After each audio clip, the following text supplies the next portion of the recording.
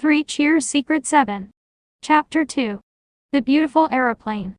Peter didn't like Susie's remark that they were not the Secret 7 at the moment, but the exciting 8. However, it wouldn't do to make her cross by snapping at her just when they all wanted a favor from her.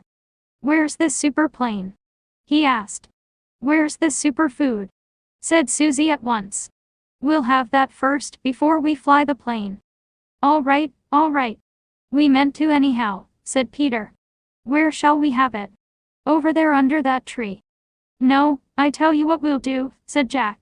"Susie and I were going to fly the plane in the big field behind our house, so what about taking the food there and sitting on the grass? It's a nice field." "Yes. Good idea," said Peter, and the others agreed. "Come on, Scamper, walk-a-walk." "Wuff," said Scamper, pleased, and acted like his name, scampering off at top speed to the front gate. He stopped and gazed suspiciously at something hidden under the hedge, and then barked again. "It's all right, Scamper, it's only my aeroplane," said Susie proudly. The 7 stopped to admire it. It stood there under the hedge, the biggest toy aeroplane they had ever seen, gleaming silver bright in the sun. All the children got the same thing.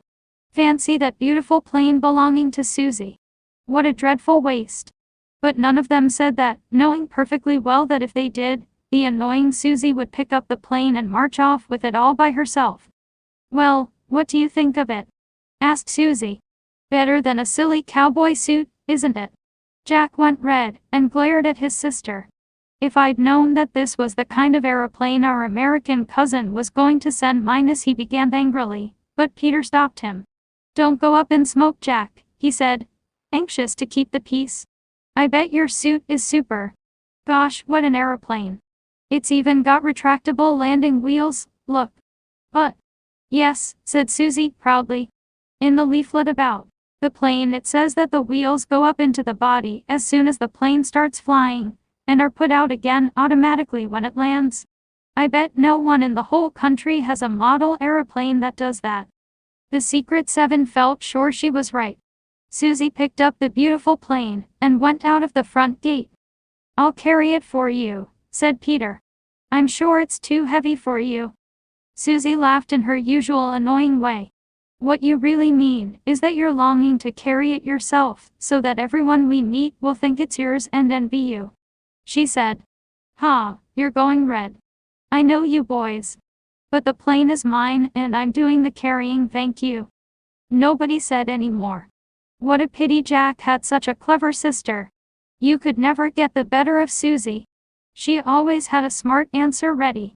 The little procession set out down the road, Susie first with the plane, then the others straggling behind, and Scamper last of all, sniffing into all the corners as usual. They came to Jack's house, went in at the side gate, and down to the bottom of the garden at the back. There they had to climb over a fence to get into the vast field that lay beyond. "Food first," said Susie when they were all over, and Scamper had been lifted safely down to the ground. "What food have you brought?" said Pam, who was beginning to feel annoyed with Susie. "None. I've brought the aeroplane," said Susie. "I hope you haven't brought the miserable biscuits you bring to school to eat at break." "Shut up, Susie," said Jack uncomfortably. "We've got a jolly good feast. You can have a very fair share, and remember that it doesn't cost you anything to be polite." The feast was certainly quite good. There were the biscuits, of course, some rock buns, pieces of gingerbread, an enormous bar of nut chocolate jam tarts, 2 bottles of lemonade, and a bag of toffees. "Give Scamper a toffee," said George. "That will keep him quiet for ages." But Scamper wanted a bit of everything, and got it too. He had only to lie down by any of the 7 and look at them beseechingly, his great brown eyes, to get anything he out of wanted. Even Susie gave him a tidbit and patted him. "Now we'll fly the plane," she said when every crumb had been finished, and every drop of lemonade had been drunk. At once everyone stood up, excited. Jack took up the leaflet about the plane and studied it, while the other 3 boys tried to look over his shoulder. "It seems easy enough," said Jack. "All I want is for you to show me what to do the first time, and I'll know forever afterwards," said Susie. "Now what happens?" "Well, you turn this, that's to make sure the wheel's back as soon as the plane is in the air, go," said Jack. "And you press this, look, Susie." And you wind up the key here. That's the mechanism that winds the elastic bands up tightly so that they give the plane the energy to fly in minus. Don't want all those explanations, said Susie, impatiently. I just want to know how to fly the plane. Jack said no more, but press this and that, and wound the little key till it would wind no more. Then he held the beautiful plane high above his head and pressed a little button at the back. Fly! He shouted, and threw the plane forward. It rose high into the air at once with a loud, humming noise. It circled round beautifully while the children watched it in delight. Then it rose high into the air and flew off across the field to the other side for all the world like a real plane. It will turn and circle back to us, said Jack. That's what the booklet said. But it didn't.